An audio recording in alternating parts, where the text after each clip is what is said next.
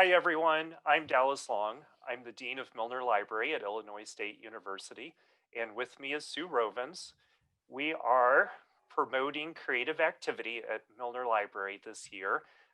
One of the roles of libraries is to foster creative activity amongst the university community. And so this year, Milner Library will be sponsoring participation in NaNoWriMo, or National Novel Writing Month, a national event where writers are encouraged to work together to develop a novel that's of at least 50,000 words.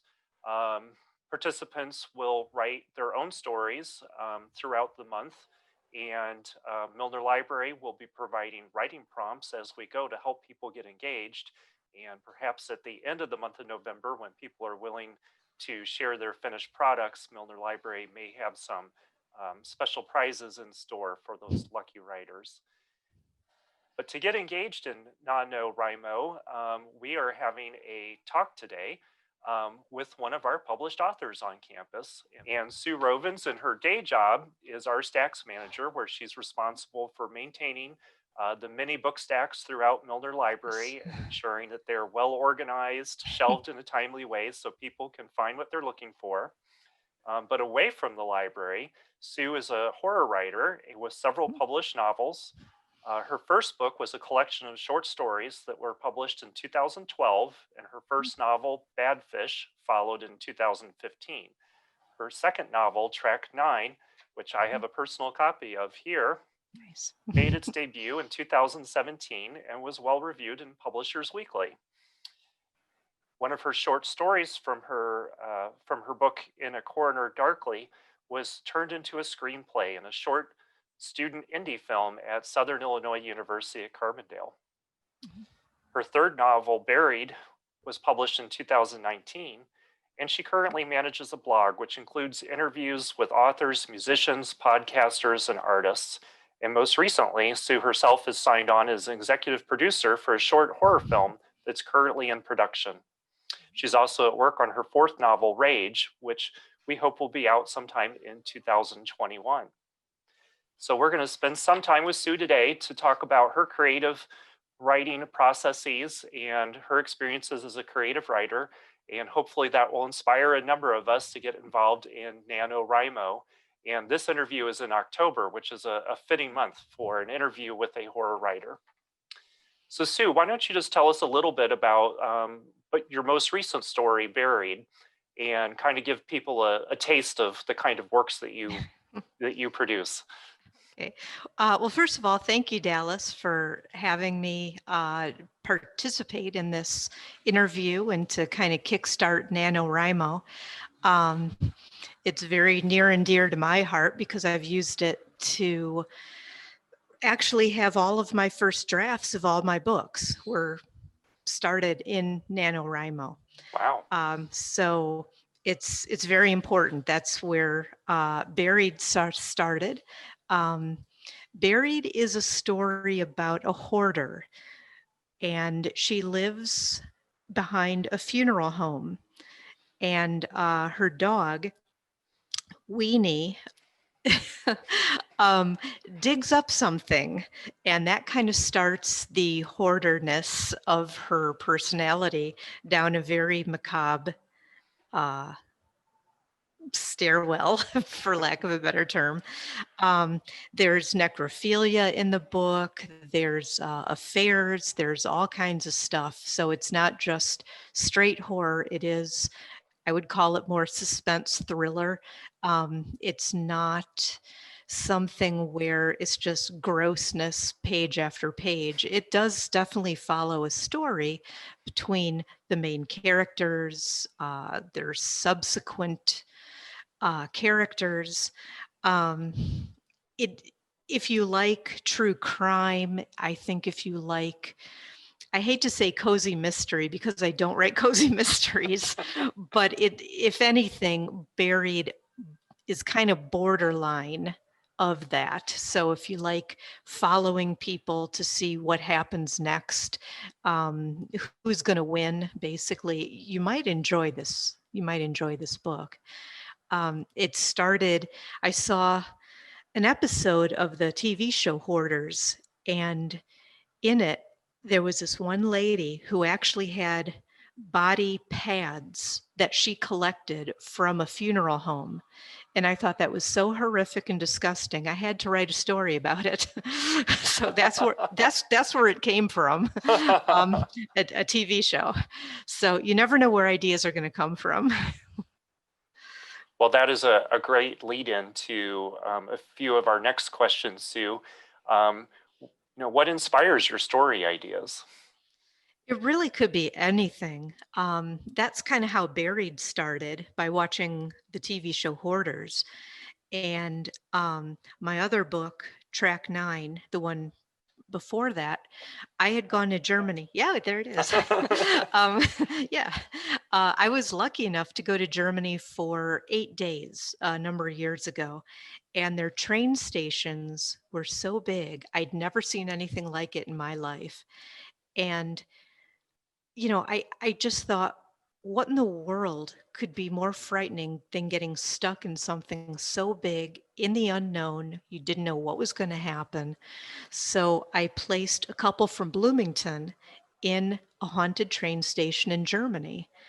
And how do they get home? And the people waiting at home, what's happening? And it's a very I would say this it's a very fast-paced story. The whole thing takes place in about 3 days. And again, that idea started just from having witnessed something that I had never seen before, a large train station, and it just sort of bubbled out of that. Badfish was just because we had passed a sign that said Badfish Creek on it. And it's like, I love that name. I just love that name. And so I just created a story, and Badfish became the name of the town. Um, Rage, actually, which is the one I'm working on now, that one takes place actually right here in Bloomington Normal. And it's not a spoiler, but one of the main characters actually stands on the top of Milner Library and jumps off the building. So that's the beginning. so so you'll have to wait and see what happens. But being around in the library, not to say that's happened in real life, but being here, sometimes just an environment can sort of connect you to ideas. So it can really be anything. Yeah, it's really fascinating how creative writers are keen observers of the world around them, and they're always thinking about what seems a little unusual or a little different, and then Mhm. that begins to inspire some of their stories. Right. You've been a keen observer, I think, for a long time, Sue. How did you get into story? How did you get into creative writing in the first place? Well, I've always wanted to be a writer, but it's very hard to make a living at it. My books sell for $12 on Amazon, and when I sell a book, I think I'm lucky if I make 250. If it's a Kindle, I'm doing well to make 75 cents. So you either have to be extraordinarily prolific or know a lot of people and sell a lot of books. So I didn't think I could be a writer as a regular full-time job. And that's one of the reasons why I ended up here in Milner. um, but I've always wanted to write. I think I do better writing than I do like this, like giving presentations and speaking, even though speech communication was my major. So I can do it. Um, but there's just something about writing, conveying certain thoughts and ideas. Um, some people say they have this drive to write. They don't know what they would do. That's not necessarily me. I'm sure I could find other things to do, but I just feel like I have some stories to tell, and I think I want to entertain people. Mhm. Maybe they learn something along the ways, through a character or something. You know, as the great mystery novelist Agatha Christie said, she's merely here to entertain. So, Yeah, see, that's yeah, perfect. yeah. So what drew you to the horror and suspense genres particularly? Did you see yourself initially at the very beginning setting out to be a horror writer, or did it just kind of come to you as the direction of your stories took shape? Well, I read Stephen King's book, Salem's Lot, when I was 15, 16 years old. And I thought, this is the kind of thing I want to write. Um, I think when you write horror and suspense, anything can happen. Um, Obviously, anything can happen in any fiction, but with horror, people can act a certain way or not act a certain way, and it's kind of okay. Um, because when you're dealing with this particular genre, you can get as crazy and wild and fantastic as you want to, and it all falls into horror. I mean, there's all different kinds of horror. There's Rocky Horror Picture Show, and then you have Get Out. And they're both on the horror spectrum in different places, but you can see there's a lot of places that you can go. So yeah, horror has just kind of been a pull to me because of that type of thing. I mean, you can really get into some characters' heads. Mm-hmm. Yeah, speaking of characters, how do you find the inspiration for your characters? Are they based on people you know in real life, or how do Mm. you help them develop and grow as people featured in your stories? Well, that's a good question. I with with most of the characters, they can kind of be a compilation of a number of people I know. I think like any writer might tell you. But for example, the one in Rage, the one I'm working on now, um, just the idea of a guy in his early 40s that is so depressed and so at the end of his rope that he would literally just step off a floor building. What what happened in his life to get him there? What's going to happen if he survives? What does that look like? What does that make him do? And so I like writing kind of the underbelly of characters, um, where people are not perfect and they're not always good and they don't always do the right thing. And as a matter of fact, a lot of them make bad choices. I think that's more interesting than, I don't want to slam any romance novels or anything, but I I find the harsh aspects of characters much more interesting than two people falling in love and going on the Riviera and all this type of thing. It's just more compelling to me. And now those are the things I like to read and watch in movies and write about.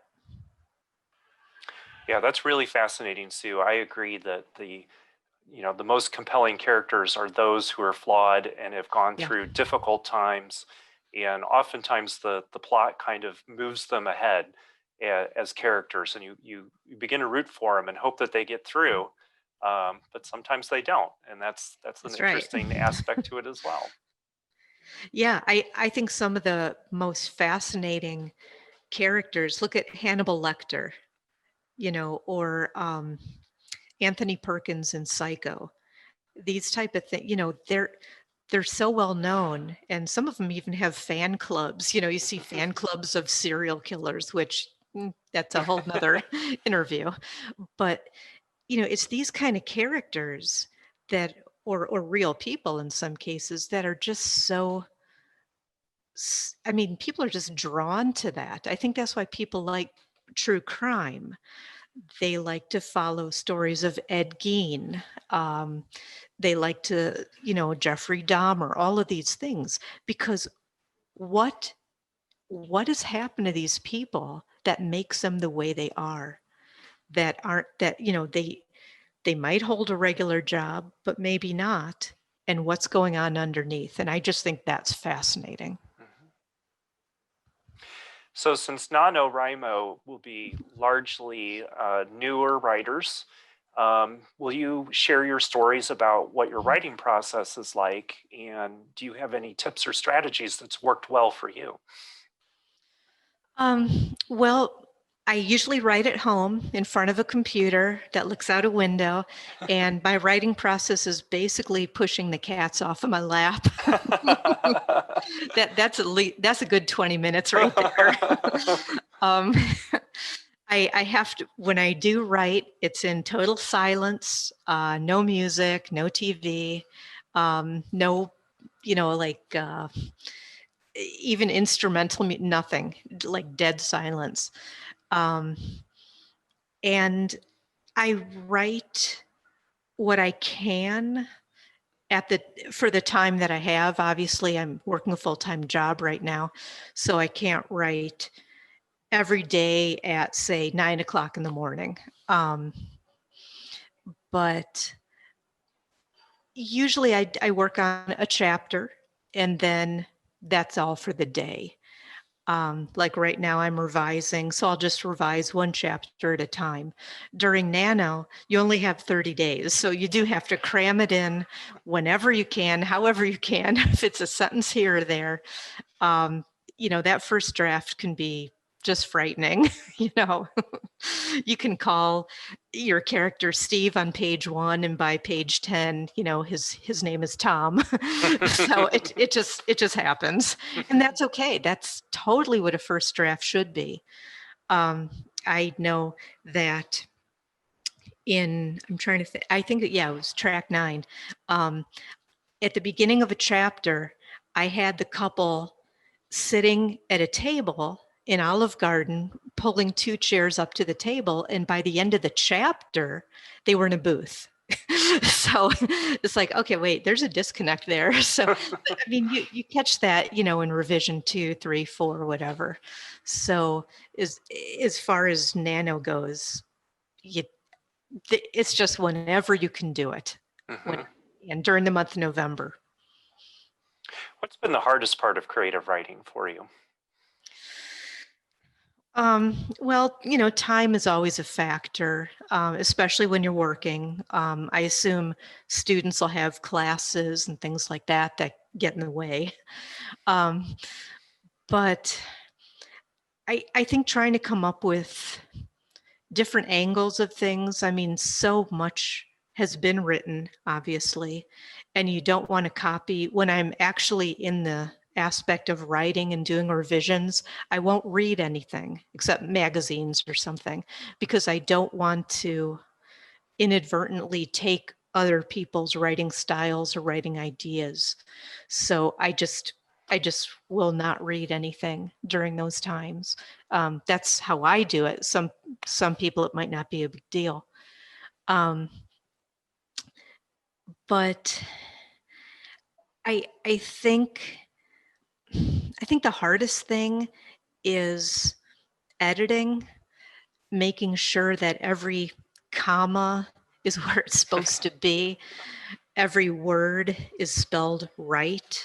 When I go through revisions, when I'm down to like words and in semantics and that type of thing, I'll blow up the document to 150 so I can really look at every letter and every word. Um, because after you look at it so many times, it's like, yeah, it's fine, no problem. And then when the is this big, you can see, oh, it's TEH, and make that correction. So I would say that fine point editing is really the hardest.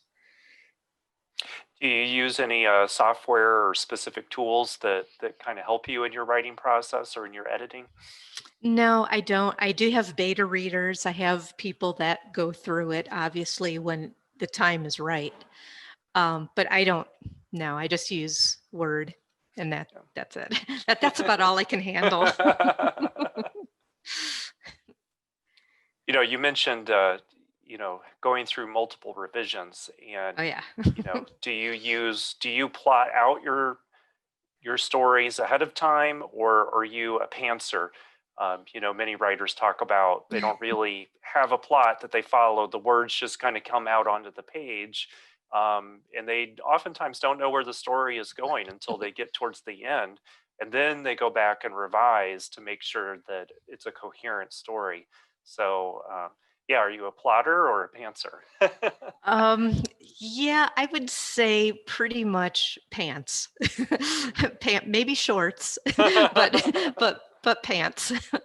Um, I start out with an idea, a concept, maybe a couple characters. I might have some ideas, like in Rage, I had this idea for this guy. Um, but as I'm typing, all of a sudden it's like, hey, he needs a friend. So I throw in a friend, or this person needs to be married. And I kind of just throw that in.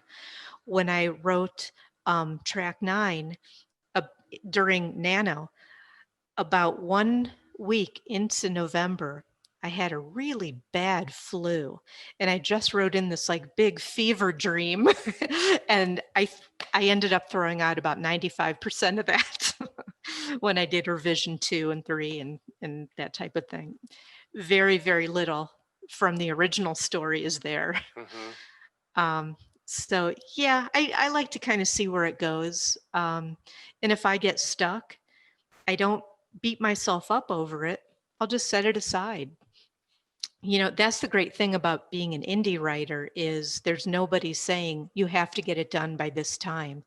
If I want to take a week off, a month off, I can. I can do that because I have no time frame that someone's waiting for something. Hmm. So that's kind of nice. How long has it taken you to get from putting the first words on the page to actually getting the book into the hands of readers? It takes probably about a year and a half, sometimes 2 years, depending on what it is.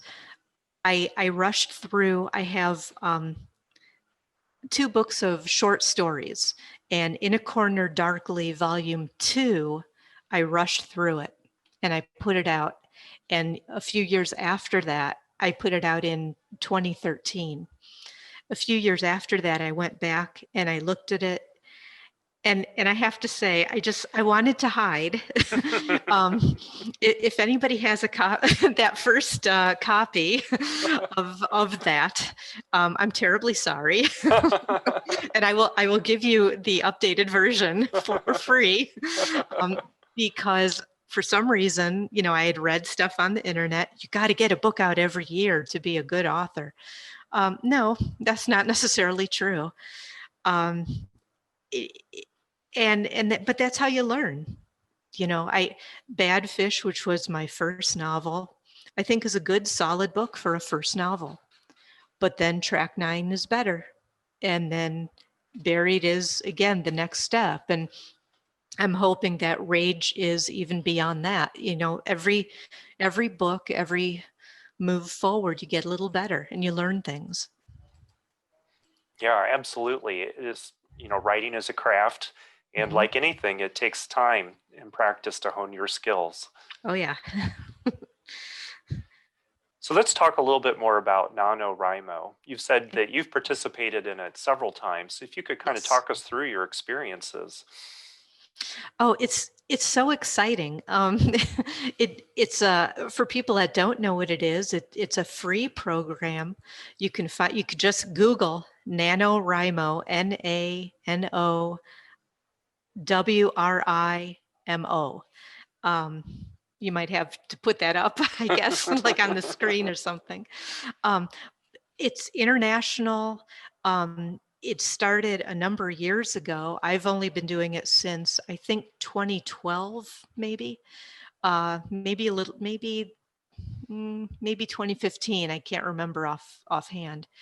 Um, oh, yeah, there you go. Mhm.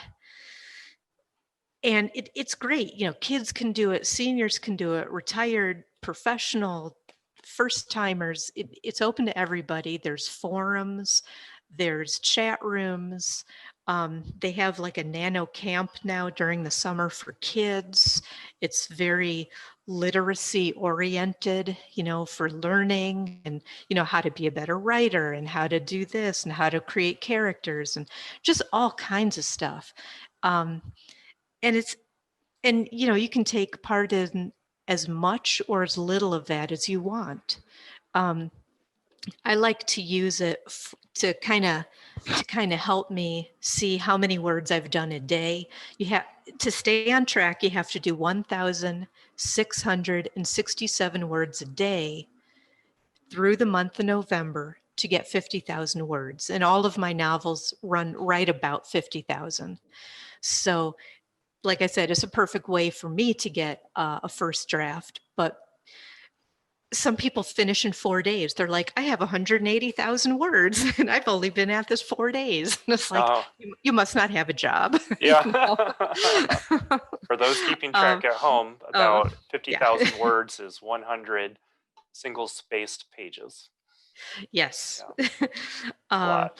so it is. And, and there's some people, they start, the last week of November, and some people finish, some people don't, but it's quite a community experience if that's what you want and if that's what drives you. And again, you don't have to do that. You can just use it as um, kind of a check mark checklist thing for how many words you're doing. So it can be anything you want it to be.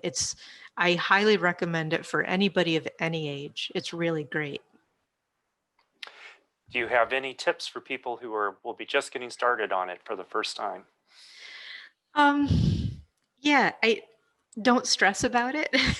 It's supposed to be a fun thing, and it doesn't have to be, the end result doesn't have to be a finished book. It can be a screenplay, it can be poetry, it can be a letter to somebody. It can be it can be anything you want it to be. You know, I know it started out as, yes, to write a book, this is what you would go through. But people have taken it in so many different directions. And if you don't make 50,000, that's okay. There's nothing wrong with that. That doesn't mean you have to stop at November 30th at midnight and it's like, oh, that's it. I'm throwing the whole thing out. It's a starting point. And if you get 50,000 by midnight, November 30th, that's great. Yeah, so, and they have a lot of swag too, like t-shirts and mugs and stuff, and that's fun. So I would just tell anybody who is even just remotely interested, just, get in there. They actually have, like I said, groups and forums for people in their 20s, 30s, 40s, students, people that write horror, people that write historical fiction. So if nothing else, sign up and kind of make those connections with people who are doing the same kind of thing that you are, or at least maybe in the same boat that you are. And that's what Milner Library is here to support NaNoWriMo, is to be able to provide that community and to provide that support for beginning writers. So for those of you who are following along and want to participate in NaNoWriMo during the month of November, look for regular writing prompts from Milner Library and we'll help you get started. Well, thank you for joining us today, Sue. It's been a really interesting experience and a pleasure to hear about your writing processes and your career. Oh, thank you. For people who want to explore the stories that you've written, where can they find these books? Everything is on Amazon. All 3 novels and the 2 books of short stories. And they can also visit my blog, which is https SueRovens.com. They can Google that. Obviously, I work at Milner, so they can contact me through Milner if they want to. And there it is. Thanks. And you can get my books through my blog as well, because it links right to Amazon. And for people who are in town, I would be more than happy to do a non-touch drive-by if they're interested in my books as well. So, yep, we can coordinate that too. Well, thank you very much, Sue. Again, Milner Library is really excited to have a published author, particularly in the horror genre, right here amongst our own and the Milner Library community.